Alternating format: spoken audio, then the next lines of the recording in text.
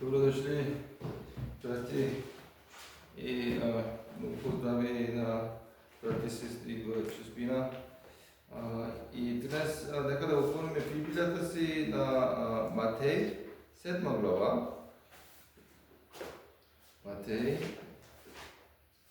7 глава.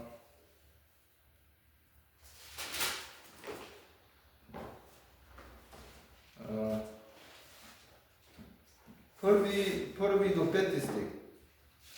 Първи до пети стих. Аз ще я прочета. Матей 7 глава, първи стих до пети стих. Не съдете, за да не бъдете съдени. Защото с каквото осъждане съдите, с такова ще ви съдят, и с каквото мярка мерите, с такава ще ви се мери. И защо гледаш съчицата в окото на брат си и забелязваш гредата в своето око? Или как ще кажеш на брат си, остави ме да избавя съчицата от окото ти, а ето гредата в твоето око? Лицемерио, речо, първо извади гредата от своето око и тогава ще видиш ясно, за да извадиш съчицата от окото на брат си. Амин. Сега ние миналата седмица ние говорихме, че ние трябва да вършиме, да търсиме Бога и ние да събираме скръбището на Небесното царство. Да. И това ние говорихме, че това не е че ние събираме да бъдем в света богати или нещо добре, но ние правим това за наградата в Небесното царство. И ние искаме да ходиме на Небесното царство, защото там е Исус, там е Бог. Ние искаме не само рай, не само къде е хубаво, но ние искаме да живеем заедно с Бога. Затова ние търсиме за Бога, ние търсиме за Небесното царство. И днес говори Исус пак за хората, които са за Небесното царство, как ние можем да живеем. И това е съдие. И първи стих казва, не съдете, за да не бъдете съдени. Да. И кой може да съди? Ние разбираме, че и когато Исус пак дойде, Той ще съди цял свят. И Той ще съди, които бяха умряли, и всички хора Той ще ги съди. Само Бог може да съди също. Защото Той е праведен Бог. И Той има правда. И Той е дал закон за нас. И нека да отворим Римляни. Римляни 14 глава.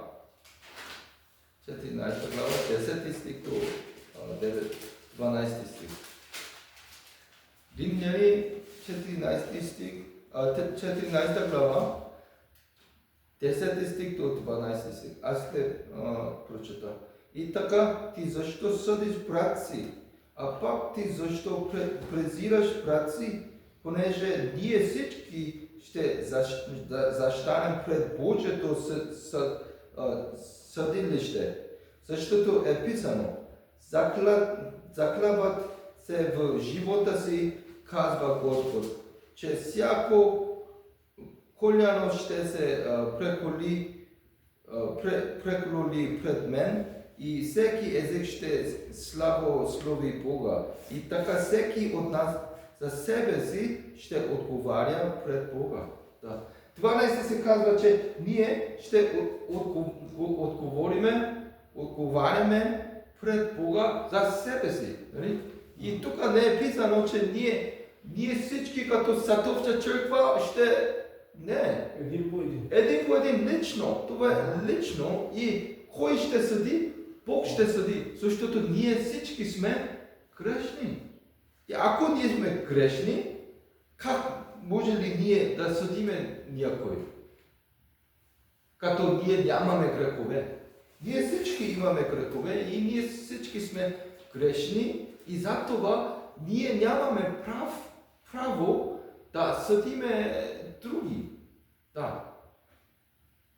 И само кой може? Само Бог може да съди света. И само Бог. Но понякога ние забравяме това. И ние искаме да съдиме един друг. Казваме, тя е лоша, този човек е лош и такова неща. Но ние трябва всеки път да помниме, че само Бог може да съди. Да. И причината, защо ние не можем да съдиме, е във втори стих. Защото с каквото осъждане съдите, с такова ще ви съдят. И с каквото мярка мерите, с такава ще ви се мери. Да. И за това е трудно. Когато ние съдиме един друг, това означава, че ние ще бъде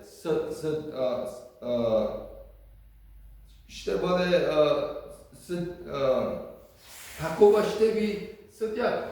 Да. Защото Библия казва, че ако съдиш така, ще Бог съдиш ти така. Да. Ако използваш рулетката така, Бог също ще използва същия рулетката. И това означава, че ако ние нямаме милост към другите, Бог няма да има милост към нас. Ако ние не прощаваме, Бог няма да ни прощава. И Матей 18 глава 32. Матей 18 глава 32 стих. Матей 18 глава 32 до 35. И тук имаме тези стихове говори за слугата, който господарят прости колко таленти, помниш ли? 10,000. 10,000 таленти, той е простил. Но какво прави тази слуга? Той ходи на друг слуга и казва, хей, къде мои пари? Дай ми пари. И колко беше ли това? Това беше 1000, нали? Да, 1000 да, но беше много малко беше, но пак той иска това. Той вече е забравил колко голям беше неговата дължност, неговата да. И ние също понякога правиме така. Бог е простил нашите дълговете, които беше много скъп. Това беше смъртта. Исус е платил със смъртта. Исус е платил за нас, но ние забравяме това. И ние нямаме милост. Но 27 стих, аз ще прочета, но този слуга, като излезе, намери един от съслужителите си, който му държеше 100 пеняза. Хвана го и го душеше и каза, плати това, който ми държиш. Да, той нямаше милост, но 27 стих казва, и господарят на този слуга, понеже го съжали, пусна го и му опрости заема. Да, той съжали, той имаше милост към този човек. Но ние понякога нямаме. Също съдиме, защото ние не мислиме, че аз съм грешен. Ние забравяме, че аз имам голям грях пред Бога.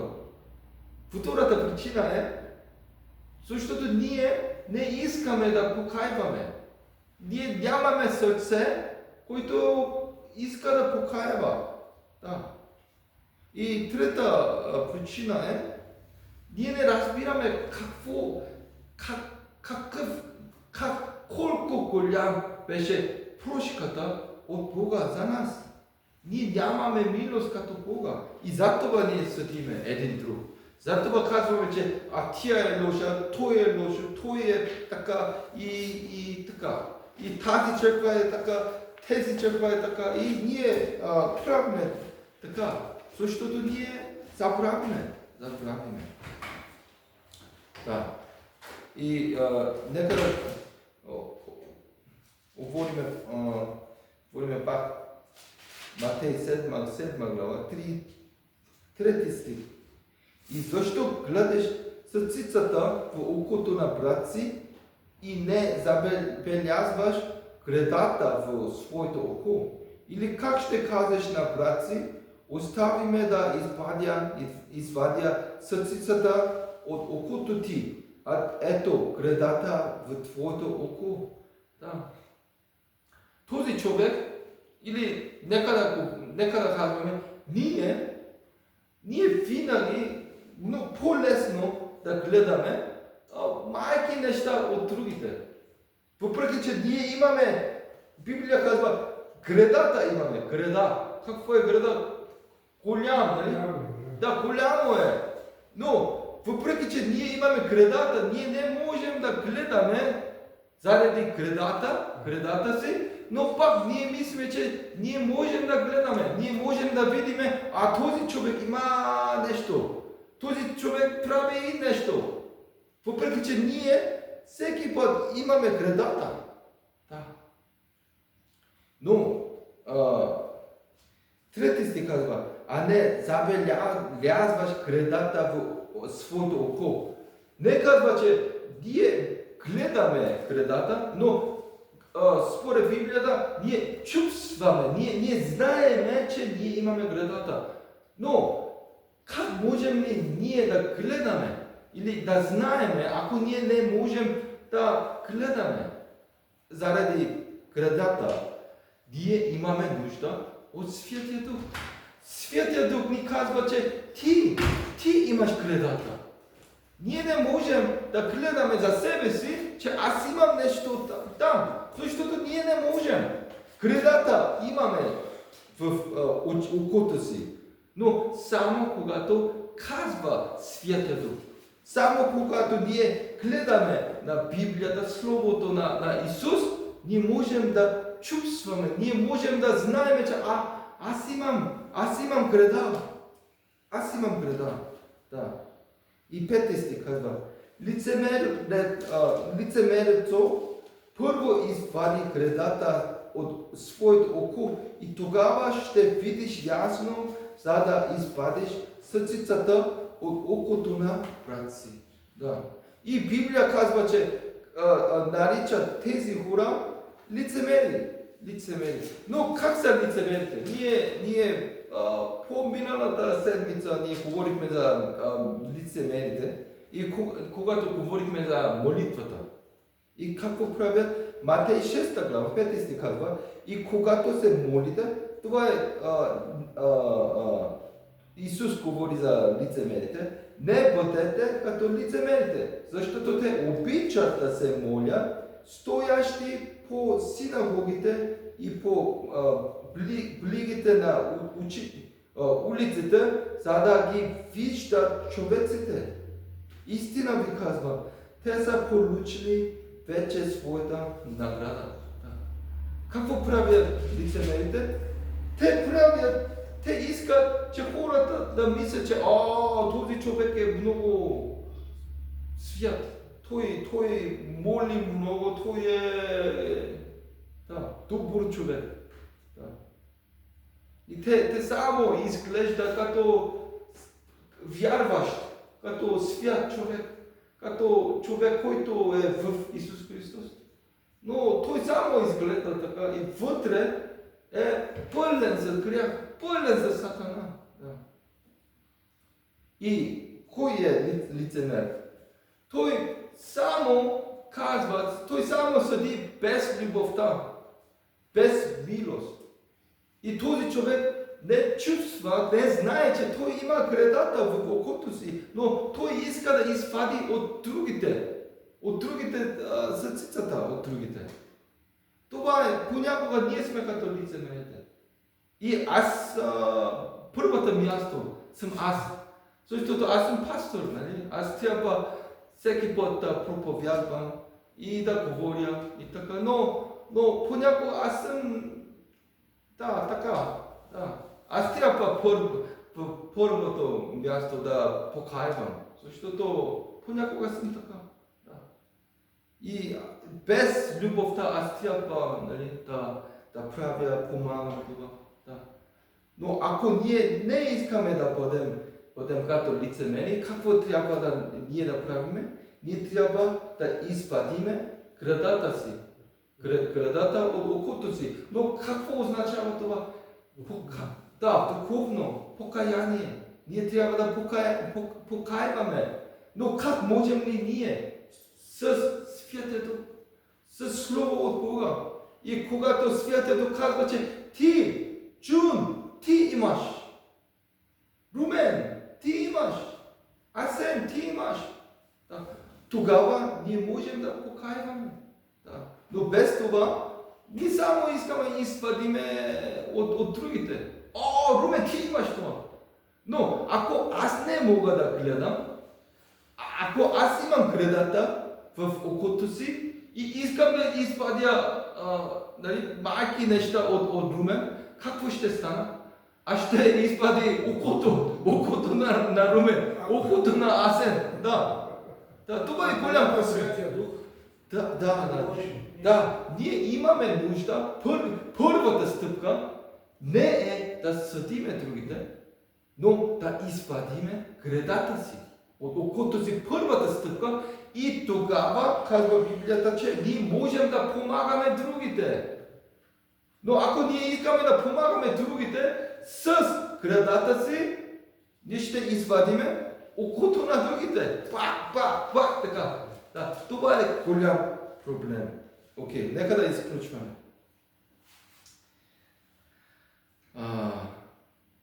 Нека първи път да помолиме, че Бог да покази, или и Святия Дух да покази, Святия Дух да каже, че ние имаме гредата в окото си. И тогава ние можем да покайваме. Нека да покайваме. Нека да помолиме за Святия Дух. И тогава ние можем да помагаме един друг. Ние трябва да помагаме един друг. Да, естествено. Но ако ние имаме гредата си, греда в окото си, ние не можем да помагаме. Ние само правиме, изпадиме окото на другите. Ние не искаме това. Какво ние искаме? Като един тяло, ние искаме да помагаме. И за това нека да покайваме. Нека да помолиме Святия Дух да покази, да каже, че ние имаме грехове, ние имаме гредата в окото си. И тогава ние можем да извадиме това, да покайваме, и тогава ние можем да помагаме един друг. Нека да помолим. Боже, ние благодарим за Словото днес. И нека ни напомниме всеки ден колко голям беше моята грях. И нека ни да помниме, че Ти си простил. И затова нека ни не да съдиме, но нека ни първо да помолиме Святия Дух, че ние можем да знаем, че ние имаме гредата си. И нека ни да извадиме като първата стъпка, да извадиме гредата от окото си, и тогава ние можем да помагаме един друг, Боже. С любовта, с милост. să-ți placă dar, Bože. I nie, когато ние помолиме, Святия Дух, че Той Святия Дух да ни помага, ние вярваме, че Ти ще правиш това. Ти ще помагаш и ние благодарим за това. И ние благодарим, нека ни да бъдем не като лицемери, но нека ни да бъдем като Исус Христос и да помагаме един друг, Боже. И ние благодариме в името на Исус. Амин. Нека да имаме почивка.